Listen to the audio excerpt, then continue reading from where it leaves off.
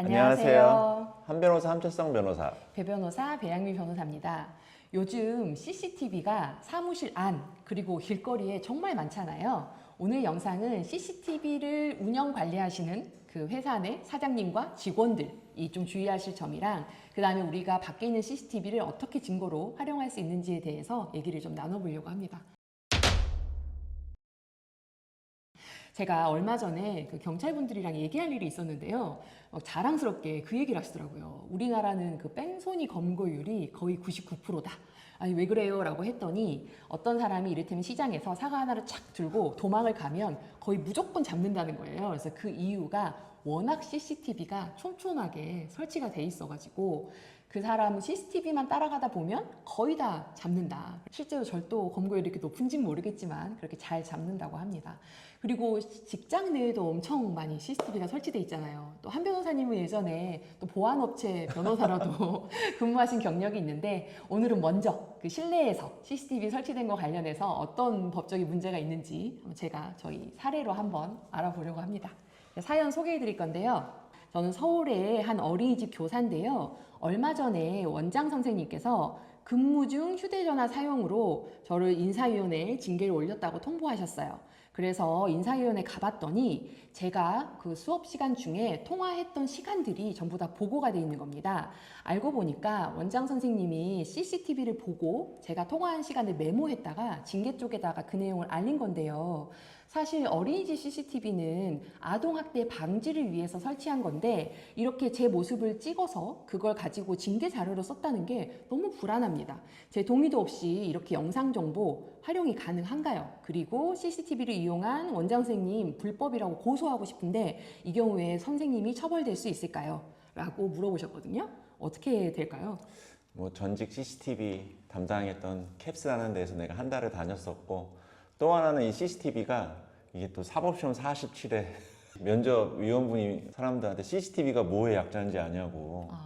근데 정말 아무도 대답을 못 하더라고. 그만큼 이 법조인들 영어에 그때 취약했다는 걸 느꼈지. 뭐의 약자예요? 이게 클로지드 서큐 TV였어. 내가 나중에 찾아봤지. 네네. 폐쇄회로 TV. 네. 근데 결국 조금 전에 말한 사례도 있지만은 요새는 CCTV가 너무 많아진 것 같아. 그래서 또 그거를 규율하려고 개인정보보호법까지 신설될 정도로 많았는데, 조금 전 말한 사례는 너무나 그 원장님이 난 오버했다고 생각을 해. CCTV를 할 때에는 우리가 항상 CCTV 밑에 보면 이렇게 표지판 같은 게 있어가지고 그 CCTV의 수집 목적을 꼭 적게끔 되어 있거든. 근데 이 어린이집 같은 경우에는 뭐 유아 아동학대 방지라던가 또 안전 예방을 위한 목적이 분명히 써 있을 거야. 근데 그 목적 외로 이거를 어린이집 선생님의 근태 관리를 위해서 이걸 사용했다라면은 명백하게 개인정보보호법 위반이라고 생각을 하는데, 이거 판례가 나왔었지. 1심, 2심에서는 무죄로 봤더라고요. 이 판례가 좀 어떤 점이 좀 특이해서 그랬는지 그것도 좀 설명 부탁드릴게요. 일단은 그 하급심 판례에서는 너무나 문헌적인 해석에 치중을 해가지고 CCTV에 나와 있는 선생님의 개인 초상이라던가 외모라던가 행동 같은 경우를 개인정보라고 보지 않았던 것 같고, 두 번째는 그 원장님이 CCTV를 보고 나서 이 구두로서 아마 그 징계위원회에 이 선생은 뭐 몇 시에 뭐 핸드폰을 본다던가 이거를 업무 중에 수차례 본다라는 식으로 구두를 얘기했기 때문에 그 개인정보 이용으로 보지 않았던 것 같아. 그래서 아마 하급심에서는 무죄가 나오지 않았을까. 그러면 바뀐 대법원 입장은 어떤 이유에서 바뀌었죠? 대법원은 이거를 조금 목적론적으로 해석을 했던 것 같아. 그래가지고 이 개인정보라는 거는 단순하게 문헌적으로만 해석할 게 아니라 이거를 그 선생님의 개인적인 뭐 외모라던가 용모라던가 이런 움직이는 행위 패턴을 가지고서는 그게 다 선생님이라는 게 특정이 가능하잖아. 그래서 이거를 개인정보라고 인정을 해서 좀 폭넓게 인정을 했었고, 징계위원회에 제공한 행위 자체를 목적의 이용으로 봐서 좀 유죄 취지로 파기환송하지 않았을까. 좀 대법원은 뭐 그럴 만하게 충분하게 요새 트렌드에 맞게끔 그 개인정보를 좀 폭넓게 인정했다는 점에서 뭐 좋은 판례라고 생각을 해.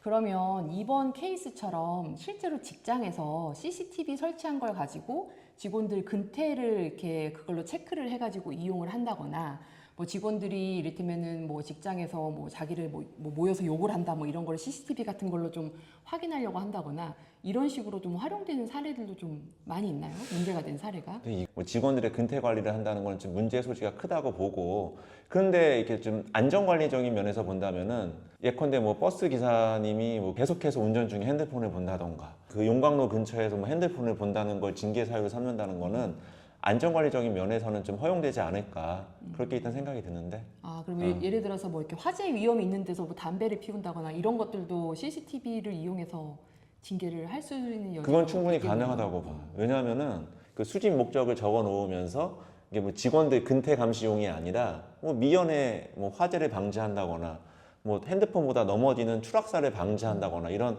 안전 예방적인 목적을 분명히 목적 범위로 적어 놓는다면은 이걸 가지고서 위반한 한 직원에 대해서 뭐 징계 사유를 삼는 거는 뭐 대법원 판례 취지에 비추어 본다면은 뭐 허용될 것 같은데.